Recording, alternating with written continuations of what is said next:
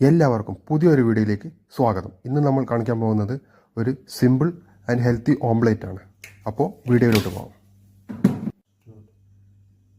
എല്ലാവരും channel subscribe ചെയ്യാൻ മറക്കരുത്.